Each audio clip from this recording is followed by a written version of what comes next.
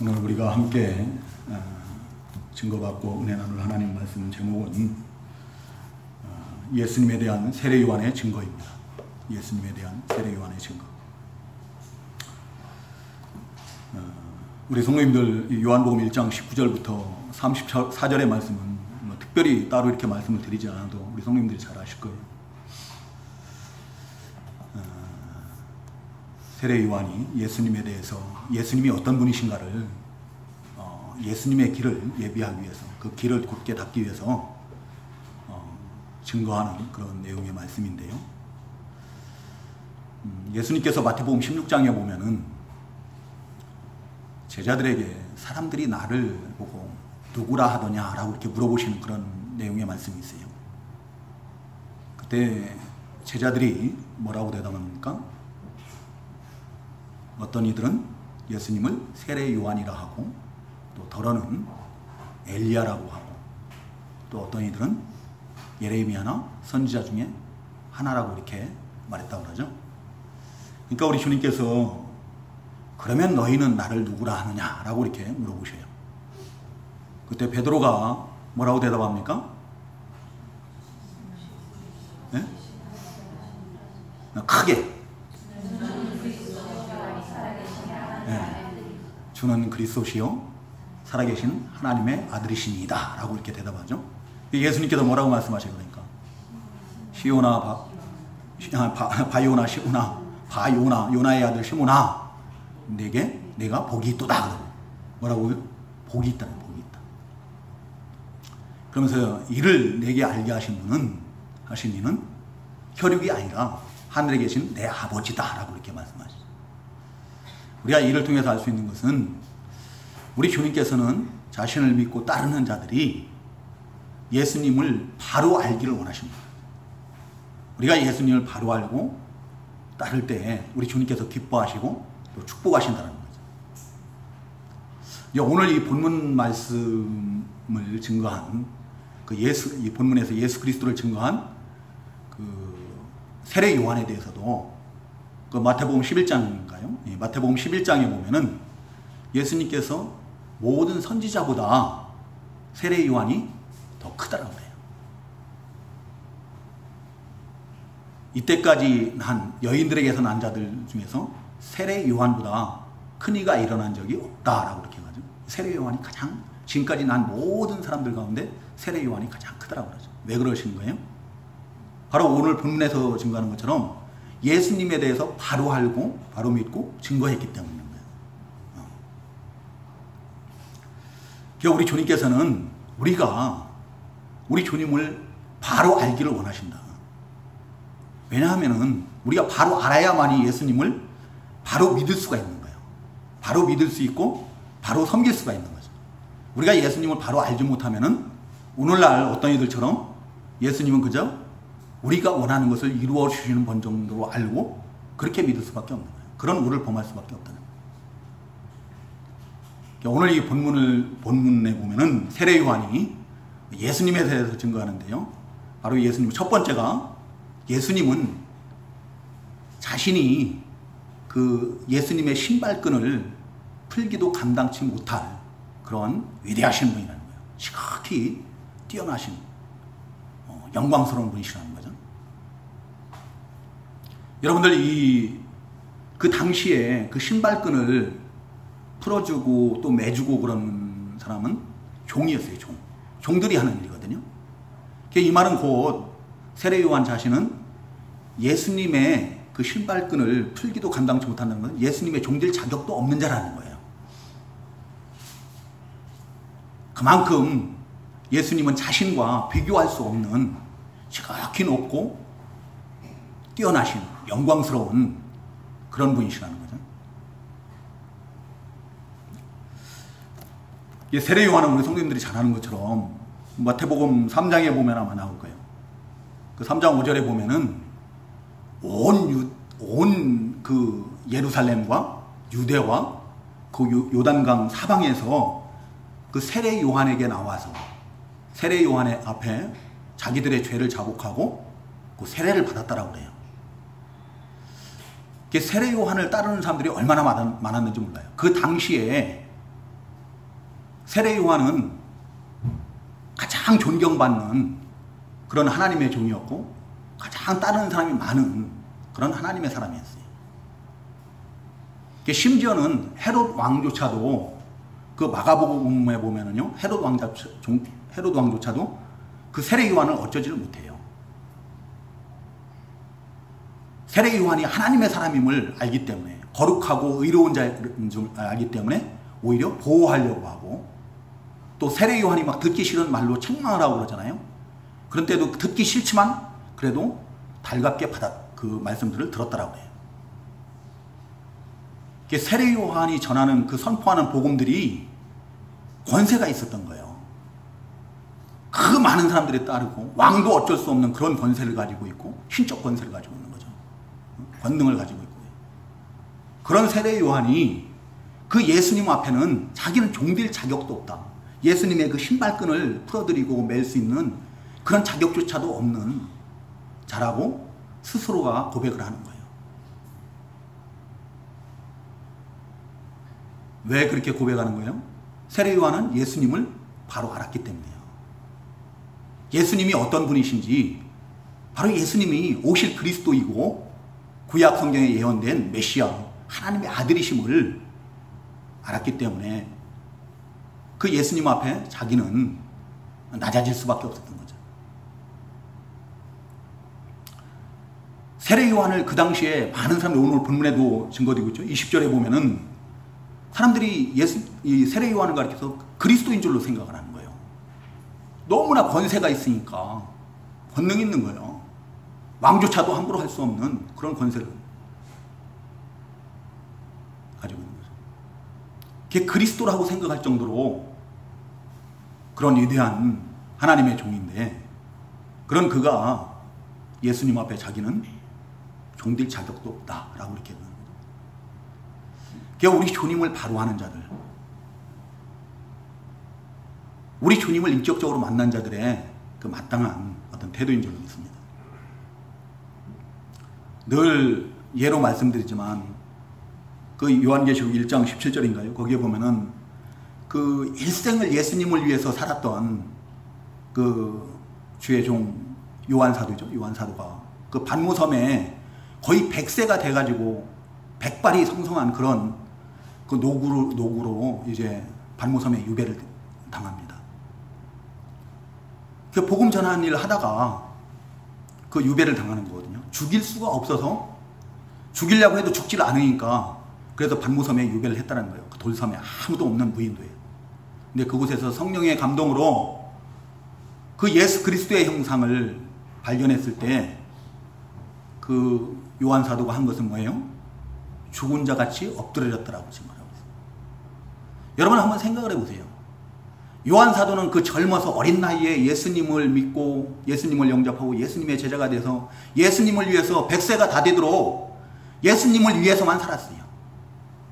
온갖 죽을 고비를 다 넘기고, 심지어는 전하는 말로는 기름가마에 튀겨졌고 칼로 목을 치고 그랬다고 그래요. 근데 죽일 수가 없어서 반모섬에 유배를 했다는 거예요.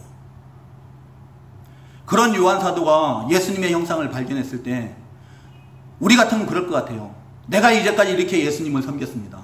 나는 예수님의 일을 이만큼 했습니다 라고 고개 들고 한번 얘기할 만도 한데, 요한 사도는 그러지 않아요. 예수님을 만났던, 예수님을 바로 알았던 요한 사도는 그저 그 앞에 죽은 자처럼 엎드러지는 것 외에는 아무것도 할 수가 없었던 거죠. 요한 사도가 예수님이 사랑의 주님이신 것을 몰라서 그랬나요? 요한 사도가 우리보다 더 잘 알잖아요. 세례 요한이 우리보다 못해서 예수님 앞에 자기는 예수님의 종될 자격도 없다라고 이렇게 얘기를 하나요? 예수님을 바로 알았기 때문이에요. 근데 오늘날 우리들의 모습을 보면은 우리가 우리 주님 앞에 얼마나 당당한지 알 수가 없어요. 너무 당당해요. 뻔뻔스러워요. 당당하다 못해서 이건 교만이에요. 교만.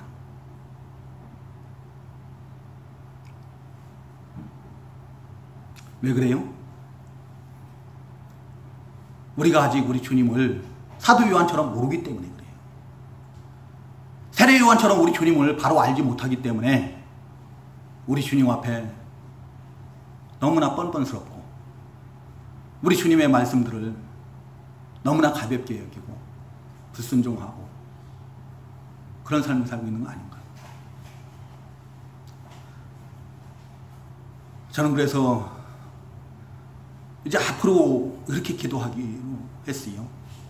저와 이 자리에 계신 모든 성도님들이 일생 살아가는 동안에 우리 주님을 좀 바로 알았으면 좋겠어요. 바로 알기를. 그래서 바로 믿고 바로 섬기는 하나님의 백성이 되기를 구하기로 작정을 했어요. 그 무엇보다도 그게 가장 시급한 것 같아요. 그래서 우리가 이 세상 살아가는 동안에 일생 오직 우리 주님만 믿고 의지하고 우리 주님의 인도하심을 따라서 우리 주님과 동행하는 그런 삶을 살고 우리 주님께 더욱더 충성된 그 하나님의 사람들로서 이 구원의 복을 충만히 누리는 그런 우리 성도님들 되기를 간절히 소망합니다. 우리가 정말 우리 주님 앞에 낮아져서 우리 주님의 인도하심을 철저히 따를 때, 우리 주님과 동행하는 그런 삶을 살 때 우리 주님께서 베드로 사도에게 네가 복이 있다고 한 것처럼 우리에게 구원의 복이 충만하게 될 줄로 믿습니다. 그 세례 요한을 가리켜서 주님께서 크다라고 말씀하신 것처럼 우리가 정말로 하나님의 나라에서 큰 자라고 인정을 받을 줄로 믿습니다. 그럼 우리 성도님들 다 되시기를 우리 주님의 이름으로 축원합니다. 그리고 세례 요한이 예수님을 누구라고 준 거 있어요? 29절에 보면 세상 죄를 지고 가는 하나님의 어린 양이로다 그랬어요. 세상 죄를 지고 가는 하나님의 어린 양. 여러분들 어린 양 하면은 생각나는 뭐가 있어요? 어린 양 하면 성경에서 뭐가 생각나요? 그냥 어린 양 뭐 생각나냐고 하면 우리 학생들 뭐 귀여워요, 뭐 예뻐요, 뭐 순해요, 뭐 이런 거 얘기할까봐. 성경에서 어린 양 하면은 뭐가 생각나요? 예? 예수님, 예수님을 상징하니까 예수님. 우리 성님들 혹시 6월절 어린 양이라고 들어보셨어요? 예. 하나님께서 택하신 이스라엘 백성들을 그 애굽의 노예 생활 가운데서 구원하시기 위해서 그 애굽에 내린 10가지 재앙이 있어요. 그 마지막 재앙이 뭐예요? 장자 재앙이죠. 그 애굽 땅에 있는 애굽 왕과 그 바로의 신하들이, 애굽 백성들이 그 하나님의 명령을 듣지 않고 이스라엘 백성들을 놓아서 그 하나님께서 약속하신 가나안 땅으로 보내라는 그 명령을 듣지 않으니까 어떻게 해요? 이제 마지막으로 그 장자 재앙을 내립니다. 그 장자 재앙이라는 것은 애굽 땅에 있는 모든 첫 번째 난 것을 하나님께서 다 쳐서 멸하시는 거예요. 그래서 애굽 왕과 그 신하들과 애굽 백성들을 다 항복시키고 그 이스라엘 백성들을 그 땅에서 구원해 내시는 거죠. 근데 문제는 그 땅에 누구도 있다라는 거예요? 하나님께서 택하신 이스라엘 백성들, 하나님의 백성들도 있다라는 거예요. 이스라엘 백성들도 그 화를 당할 수밖에 없는 거죠. 근데 그때 하나님께서 그 이스라엘 백성들이 그 화를 면케하시는 방법이 뭔가 하면은 그 어린 양을 잡아서 그 피를 문설주와 인방에 바르라. 그러면은 그 여호와의 사자들이 그 초태생들을 치러 다닐 때 그 피를 보고 어떻게 해요? 그 집은 넘어가는 거예요. 건너뛰는 거예요. 그래서 이스라엘 백성들로 하여금 그 초태생 장자 재앙을 당하지 않도록 하시고 그 애굽 땅에서 애굽 백성들로부터 항복을 받아내시고 그 백성들, 이스라엘 백성들을 구원해 내시는 거죠. 그때 그 희생 제물로 드려진 그 어린 양들이 바로 6월절 어린 양인 거예요. 그 6월절 어린 양은 바로 오실 그리스도께서 자기 백성들을, 택하신 하나님의 백성들을 그 사망 가운데서 피 흘려 죽으심으로 구원해 내실 것을 상징하는 거죠. 또 구약의 성도들은 하나님께 제사할 때 짐승을 잡아서 이렇게 제물로 드렸어요. 왜 짐승을 잡아서 제물로 드렸는가 하면은 그 자기들은 자기 죄 때문에 하나님께 나갈 수가 없는 거예요. 그렇죠? 하나님께 나가면 죽어요. 그래서 자기들의 죄를 갖다가 그 짐승의 머리에 안수를 해가지고 자기 죄를 전가를 시켜요. 그 대신 누가 죽어요? 그 짐승이 죽는 거예요. 그 짐승을 잡아서 죽여가지고 그 피로 그 피제사를 드리는 거죠. 그 제물을 드리는 거예요. 그러고 그 하나님의 백성들, 성도들은 하나님께 나가는 거예요. 그 죄사함을 받은 거 하나님께 나가는 거예요. 그 짐승으로 가장 보편적으로 드려졌던 것이, 그 제물로 드려졌던 그것이 바로 어린 양이었던, 어린 양. 그 시대에. 그 어린 양은 바로 오실 그리스도를 예표한다. 그 짐승들은 아무 죄도 없죠. 죄도 없지만 그 죄를 전가한 그 사람 대신 죽은 거예요. 대신 죽은 건데, 바로 오실 그리스도께서 택하신 자기 백성들의 죄를 대신해서 이제 십자가에서 피 흘려 죽으실 것을 예표하는 거예요. 그래서 여기서 말하는 하나님의 어린 양이라는 이 말은 바로 예수님이 그 구약의 성도들이 그 믿고 소망했던 메시아 그리스도라는 거예요. 그리스도다. 그리고 예수님을 어린 양이라고 하는 것은 예수님께서 이제 장차 어떻게 죽임당하실 것인가를 알게 해주는 그런 말이에요. 어린 양들이 아무 죄도 없지요. 그러면서 아무것도 알지 못하면서 도살장으로 끌려가고, 그 도살장으로 끌려가서 자기를 죽이는 자 앞에서도 잠잠히 입을 열지 않고 털을 깎이움 당하고 이제 죽임을 당하고 그러죠. 그처럼 우리 주님께서도 도살장으로 끌려가는 양같이 또 털 깎는 자 앞에 선 그 양같이 어떻게 해요? 잠잠히 그 수치스러운 죽음을 당하신 거예요. 옷을 다 벗기고 속옷까지 다 빼앗기시고, 그리고 피와 물을 다 쏟으시고 죽으실 것을 의미합니다. 하나님의 어린 양이라고 했는데, 하나님의 어린 양이라고 한 이유는 하나님께서 그 제물을, 자기 백성들의 죄를 대속하시기 위한 그 속죄 제물을 하나님께서 준비하신 예물이라는 거예요. 예수님은 하나님께서 준비하신 예물이에요. 우리 죄를 속하시기 위해서 하나님께서 준비하신 그 예물이 바로 우리 주님이세요. 왜요? 그 어느 누구도 우리의 죄를 대신할 수 있는 것이 아무것도 없어요. 사람이 죄를 지었으니까 사람이 그 죄를 대신 감당을 해야 되는데, 사람들 중에는 죄 없는 사람이 아무도 없는 거예요. 모두가 다 죄인이에요. 자기 죄로 죽을 뿐 어느 누구도 우리의 죄를 대신할 사람이 없다. 그래서 그 죄를 대신 담당하시기 위해서 하나님의 아들이신 예수님께서 우리와 똑같은 육신을 입고 사람의 모습을 입고 세상에 오신 거예요. 그래서 우리의 속죄 제물 어린 양이 되어주신, 그러니까 우리 주님을 어린 양이라고 표현한 것은, 그 어린 양은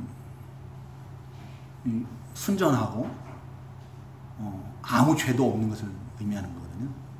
우리 주님께서 오신 우리 주님께서 바로 죄 없으시고 흠 없으신 그런 온전한 순전한 그 제물이심을 의미합니다. 우리 주님은 죽으실 수도 없는 분이에요. 죄가 없으시기 때문에. 우리가 죽는 이유는 죄 때문에 죽거든요. 여러분들 안 죽은 사람이 있어요? 모든 인생들이 다 죽죠. 죄 때문에 있는 거거든요. 죄의 삭은 사망이에요. 그러니까 우리 주님은 죽으실 수가 없는 분이거든요. 죄가 없으실 뿐만 아니라 죄를 알지도 못하시는 거예요. 근데 그 주님께서, 죽으실 수 없는 그 주님께서 우리 죄 때문에 그런 참혹한 수치스러운 그런 죽임을 당하신 거거든요. 그러니까 우리는 그 우리 주님의 그 대속의 은혜, 그 구원의 은혜를 생각하면서 늘 우리 주님께 감사해야 돼요. 우리 주님을 우리가 더 우리 주님처럼 그 하나님의 뜻에 죽이기까지 순종하신 그 예수님을 본받으려고 해야 돼요. 그 예수님을 더욱더 믿고 의지하고 따르고 섬기고 그래야 되거든요. 그러면은 우리 주님께서 우리에게 복을 주실 줄로 믿습니다. 근데 그것은 다 안 하고 우리가 복을 먼저 구하는 게 문제인 거예요. 확신합니다. 우리가 정말로 우리 주님의 그 구속의 은혜, 십자가 대속의 은혜에 감사해서 눈물로써 늘 감사하고 찬양하고 우리 주님께 영광 돌려드리고 우리 주님을 따르는, 우리 주님을 믿고 의지하는 그런 삶을 산다고 하면은 우리 주님께서 우리에게 필요한 모든 것은 더해 주실 줄로 믿습니다. 복을 더해 주십니다. 앞에 것이 먼저가 돼야 되거든요. 근데 그것은 다 무시해버리고 나는 예수님을 믿습니다. 그러면서 그냥 말로만 믿는 거죠. 말로만 믿으면서 내가 원하는 것을 주님께 구하는 거예요. 그건 가증한 거예요.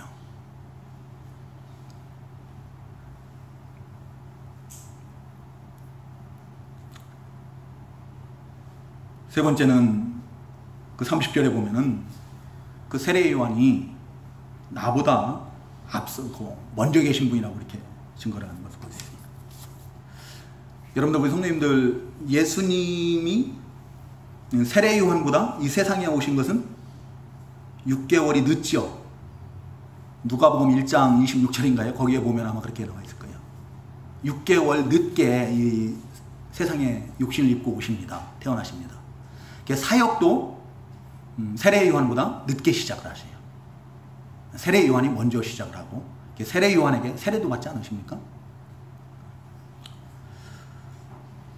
그래서 우리가 육신의 어떤 그런 것으로 보면은 세례 요한이 예수님보다 앞선 자이고 먼저 된 자이거든요. 그럼에도 불구하고 세례 요한은 예수님이 자기보다 앞섰다라고 증거를 하고, 자신보다 앞선 이유는 예수님이 먼저 계셨기 때문이다 라고 이렇게 증거를 하고 있어요. 여기서 앞섰다라는 얘기는 뭐냐면 나보다 우월하시다는 거예요. 뛰어나시다는 그런 의미예요. 신분이나 능력이나 권세나 이런 면에서 세례 요한 자신보다 훨씬 더 우월하신 분이라는 거예요. 여러분은 1등이 앞선 자예요? 아니면은 중간 정도가 앞선 자예요? 1등이 앞선 자죠? 제가 초등학교 다닐 때, 초등학교 1학년 때 그런 적이 있었어요. 제 자랑 같지만 한번 들어주시기 바랍니다. 초등학교 1학년 때 한글을 아직 못 깨우친 우리 동네 친구가 있었어요. 근데 그 친구는 몇 등을 했는지 모르겠지만 하여튼 엄청 뒤에 저 있었고, 저는 조금 더 잘했었던 것 같아요. 근데 그 사촌 형이 성적표를 가지고 와가지고 누가 잘했나를 알려주는데 제가 더 잘했다고 하니까 막 펄쩍펄쩍 뛰는 거예요. 자기가 더 잘했다고. 왜냐하면은 48이 1보다 훨씬 더 높은 거니까. 큰 숫자니까. 자기가 잘했다고 막 빡빡 우기는 거예요. 그래서 그 사촌 형이 알려주는데 뭐라고 하냐면은 여기서 학교를 간다고 하자니 그러면은 봉주는 지금 여기까지 다 간 거고 너는 지금 여기 출발하고 있는 거예요. 이렇게 얘기하는 거예요. 누가 앞섰냐 물어보더라. 누가 앞섰냐. 여기서 앞섰다라는 것은 바로 그런 의미예요. 제가 뭐라다는 얘기가 아닙니다. 우리 주님께서 세례 요한보다 더 앞섰다는 얘기예요. 더 뛰어나시다는 거예요. 더 능력이 있으시고 더 존귀하신 분이라는 거예요. 왜냐하면 그 이유는 우리 주님이 세례 요한보다 먼저 계셨기 때문에. 자, 세례 요한보다 먼저 늦게 태어나셨는데 왜 먼저 계셨다라고 하는가 하면은 세례 요한은 그 1장 1절에서 증거하는 것처럼 예수님이 태초에 하나님과 함께 계셨음을 믿은 거예요. 그걸 알았다는 거예요. 그것에 대한 고백인 거예요. 먼저 계셨다는 거예요. 예수님은 영원 전부터 계셨던 영원하신 근본 하나님이시라는 그런 고백인 거예요. 그래서 그 미가 선지자가 그 미가서 5장 2절에 보면은 예수님께서 유대 땅 베들레헴에서 나실 것을 예언하는 그런 내용의 말씀이 있거든요. 근데 그때 그는 상고의 태초에니라 라고 이렇게 그런 표현이 있어요.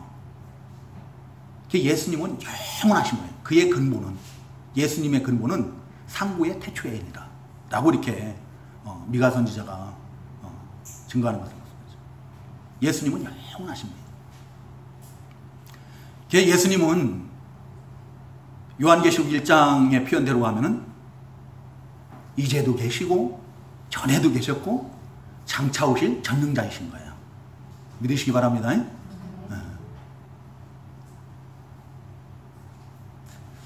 예수님께서도 친히 말씀하세요. 그 요한복음 8장 58절인가요? 거기에 보면은 예수님께서는 스스로 말씀하시기를 내가 아브라함보다 먼저 있었다라고 말씀하셔요. 아브라함이면은 막 이스라엘 백성들에게는 어떤 사람이에요? 믿음의 조상 아닙니까? 근데 감히 그 믿음의 조상 아브라함보다 예수님이 먼저 있었다고 하니까 돌로 쳐 죽이려고 하는 거예요. 거짓말한다고. 근데 예수님은 영원 전부터 계셨던, 그리고 지금도 우리와 함께 하시고 또 장차 오실 전능하신 근본 하나님이신 줄로 믿으시기 바랍니다. 그 주님께서 우리와 함께 계신 거예요. 지금 이 자리에 함께 가신 줄로 믿으세요. 우리 주님께서 약속하신 거예요. 요한복음 28장 20절에서 마지막 말씀이거든요. 요한복음이 아니라 마태복음 28장 20절. 뭐라고 말씀하셔요? 보라, 세상 끝날까지 내가 너희와 항상 함께 있을 것이다 라고 약속하시거든요. 그리고 지금 우리 주님께서는 영으로 우리를 성전 삼으시고 우리 안에 내주에 계시는 거예요. 성령께서 우리 안에 오신 거예요. 영으로 오셔서 우리를 성전 삼으시고 우리 안에 내주에 계시고 늘 우리와 함께 하시고 우리를 보살피시고 우리를 인도하시는 그런 주님이세요. 그래서 그 주님을 우리가 믿고 의지하고 우리가 그 주님의 인도하심을 받고 주님과 동행하는 그런 삶을 살면은 우리 안에 뭐가 이루어져요? 하나님의 나라가 이루어지는 거예요. 그게 바로 심령천국인 거예요. 그래서 어디인가 보면은 하나님의 나라는 여기 있다 저기 있다 하지 못하고 너희 안에 이미 임하였느니라. 너희 가운데 이미 임하였다라고 말씀하셨습니다. 주님께서. 하나님의 나라가 뭐라고요? 하나님의 나라가 하나님께서 주인 되시고 하나님의 인도와 통치가 이루어진 세계가 곧 하나님의 나라다. 우리 주님께서, 성자 하나님께서 성령으로, 영으로 나를 성전 삼으시고 내 안에 내주에 계시는 거예요. 그래서 그 성령님의 우리가 인도를, 그리스도의 영이신 성령님의 그 인도를 받고 우리 주님과 동행을 할 때 내 안에는 하나님의 나라가 충만케 되는 줄로 믿습니다. 그래서 우리가 가는 곳마다 하나님의 나라가 되는 거예요. 내가 집안에 가면 집에서 가정천국이 이루어지는 거고, 교회에 오면 교회천국이 이루어지는 것이고, 직장에 가면 직장천국이 이루어지는 거예요. 우리 성도님들 가운데 우리 주님께서 우리 성도님들을 성전 삼으시고 내주에 계신 줄로 믿습니다. 그 주님의 인도하심을 받으시기 바랍니다. 주님과 동행하시는 우리 성도님들 되시기 바랍니다. 그래서 날마다 하나님의 나라의 그 기쁨을, 평강을 지금 만끽하시는 그런 우리 성도님들 되시기 바랍니다. 누리시는 성도님들. 그리고 마지막으로 세례 요한이 예수님을 뭐라고 증거합니까? 그 32절부터 34절 한번 같이 읽어볼까요? 32절부터 34절 시작. 요한이 또 증언하여 이르되 내가 보매 성령이 비둘기같이 하늘로부터 내려와서 그의 위에 머물렀더라. 나도 그를 알지 못하였으나 나를 보내어 물로 세례를 베풀라 하신 그이가 나에게 말씀하시되 성령이 내려서 누구 위에 머무는 것을 보거든 그가 곧 성령으로 세례를 베푸는 이인 줄 알라 하셨기에 내가 보고 그가 하나님의 아들이심을 증언하였노라 하니라. 이 말씀을 그냥 간단하게 요약을 하면 뭔가 하면은 예수님 위에 성령이 비둘기같이 내려서 그 위에 머무는 것을 보고 그분이 곧 성령으로 세례를 주시는 하나님의 아들 그리스도심을 믿고 증거했다라는 그런 얘기죠. 맞아요? 그런 말씀인 거 맞아요? 곧 성령이 비둘기같이 예수님 위에 내리는 것을 보고 그분이 곧 성령으로 세례를 주실 하나님의 아들 그리스도이심을 자기가 믿고 증거했다라는 거예요. 그 알고 증거했다라고 이렇게 말하는 거거든요. 간단하게 말씀을 드릴게요. 자, 먼저 간 것은 성령이 비둘기같이 예수님 위에 내리고 강림하시고 그 위에 머물렀다라고 이렇게 하거든요. 이 말씀은 그 이사야 11장 2절의 말씀이 그 예언이 그대로 성취된 거예요. 이사야 11장 1절에 보면은 이새의 줄기에서 한 싹이 날 것을 증거를 하고 있거든요. 그 이새의 줄기에서 한 싹이 난다는 것은 이새가 누구예요? 네? 다윗의 아버지예요. 그 다윗의 혈통 가운데서 예수 그리스도께서 오신다는 거거든요. 그 한 싹은 예수 그리스도예요. 그 예수 그리스도께서 오시는데 그 위에 성령께서 여호와의 영이 강림하실 것을 증거를 하고 있어요. 2절에 보면 여호와의 영이 누구예요? 성령님이시잖아요. 그렇죠? 성령님. 한번 찾아서 읽어봤으면 좋겠어요. 이사야 11장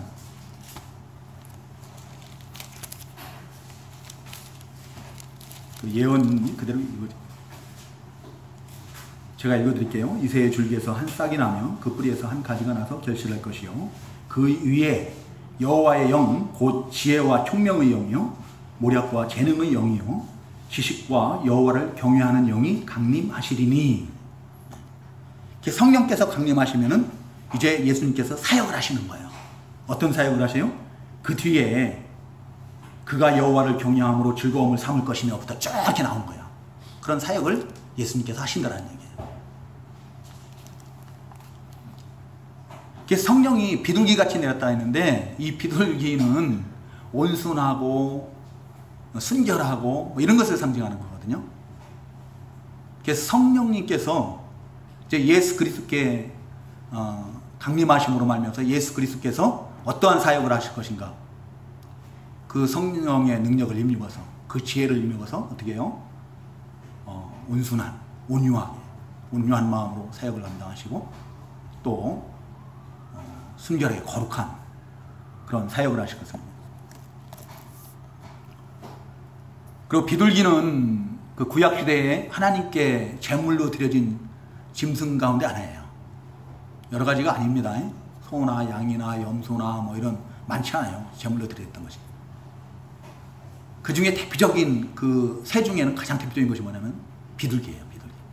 그게 예수님께서 바로 이제 비둘기와 같이 자기 몸이 쪼개 당하시고 피 흘리시고 하나님께 속죄 제물로 드려질 것을 의미하는 거예요. 이 자리에 계신 우리 성도님들도 다 성령으로 거듭난 줄로 믿습니다. 우리가 진정 성령으로 거듭났다고 하면은 이제 우리의 성품도 어떻게 해야 돼요? 성령님께서는 순전하신 분이에요. 순결하신 분이시거든요. 온유하신 분이에요. 온순하신 분이에요. 우리 주님이 그렇게 사역을 하셨잖아요. 우리도 우리 주님처럼 순전해야 돼요. 순결하고 또 온순하고 우리 몸을 하나님이 기뻐하시는 거룩한 산 제사로 드리는 그런 삶을 살아드려야 됩니다. 그것이 곧 성령으로 거듭난 자들의, 예수 그리스도를 믿는 자들의 삶의 태도입니다.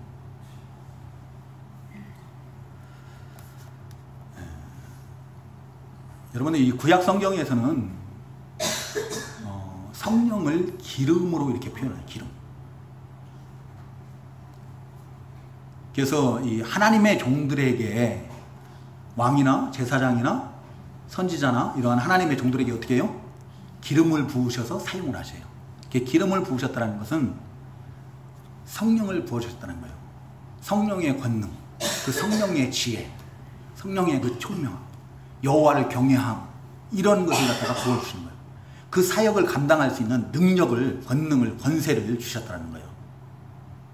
그 모든 것을 위임을 하셨다는 거예요. 여기서 성령이 비둘기같이 예수님 위에 내리고 머물렀다는 것은 바로 예수님이 기름 부음 받으신 분이라는 거죠. 그리스도라는 거예요. 그리스도.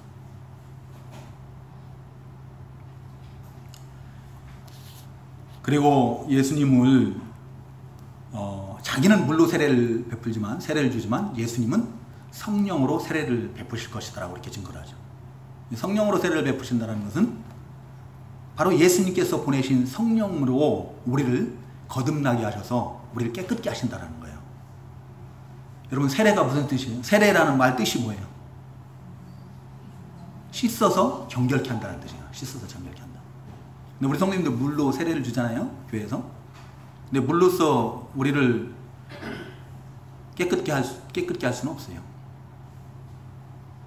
우리가 죄로부터 깨끗해지는 것을 의미하는 거거든요. 우리 뭐 묵은 때 같은 거 이런 것을 갖다 벗기는 게 아니고 옷을 깨끗하게 빨고 그러는 거예요. 그건 물로 가능하죠. 그렇지만 우리의 죄를 깨끗게 하는 것은 물로서는 안 되는 거죠. 뭘로 되는 거예요? 성령께서 역사하심으로, 성령께서 거듭나게 하심으로 우리가 하나님 앞에 죄인됨을 깨달아 알고 하나님 앞에 그 죄를 자복하고 용서를 구하고 예수 그리스도를 믿음으로 예수 그리스도의 그 십자가의 피로 우리가 깨끗함을 입게 되는 거예요. 하나님께서 그 믿음을 보시고 그래 너는 이제 죄 없는 사람이야 라고 인치시는 거예요. 의롭다고 인쳐주시는 거거든요. 이게 성령으로만 가능한 거예요. 그 말씀이거든요. 성령으로 우리를 거듭나게 하셔서 성령님은 우리 주님께서 보내신다라고 하잖아요. 그죠? 우리 주님께서 보내신 그리스도의 영이에요. 하나님의 영이세요. 그래서 성령으로 세례를 베푸신다라고 이렇게 증거를 하고 있는 거예요. 우리 성령님들이 그 말의 의미를 좀 정확하게 아시고 우리가 그렇게 이해를 하고 또 믿고 그랬으면 좋겠어요. 우리 성령님들 늘 말씀드리지만 우리 하나님의 은혜가 아니면 우리는 결코 이 자리에 있을 수가 없는 거예요. 지금 이 시간도 우리가 주님 앞에 나와 있는 것은 우리 하나님의 은혜, 전적으로 하나님의 은혜다. 우리 민지가 시계 보는 거 보니까 시간이 다 된 것 같아요. 그래요. 또 다른 분들도 시계 보기 전에. 자, 그리고 이제 예수님을, 그러한 예수님, 성령이 비둘기같이 예수님 위에 강림하시고 머무르고, 그래서 성령으로 세례를 베푸시는 그 예수님을 이제 하나님의 아들이라고 세례 요한이 증거하는데요. 예수님은 우리가 오해를 하면 안 됩니다. 예수님은 우리와 똑같이 연약한 육신을 입고 세상에 오셨어요. 참 사람으로 오셨고, 그렇지만 예수님은 또한 참 하나님의 아들이시다. 참 하나님이세요. 참 하나님. 그래서 예수님께서 이 세상에 계시는 동안에 예수님께서 가시고 머무시고 함께 하시는 곳마다 어떻게 해요? 그를 믿고 따르는 자들에게 예수님의 하나님의 아들 되신 그리스도 되신 그 신성들을, 그 표적들을 많이 나타내셔요. 그렇죠? 오늘날도 우리 주님께서 함께 하시는 곳에 그러한 놀라운 역사가 있는 줄로 믿습니다. 먼저 죽은 영혼들이 살아나요. 죽은 영혼들이 살아나고 상한 심령들이 치유되고 회복되는 그런 역사가 일어나는 줄로 믿습니다.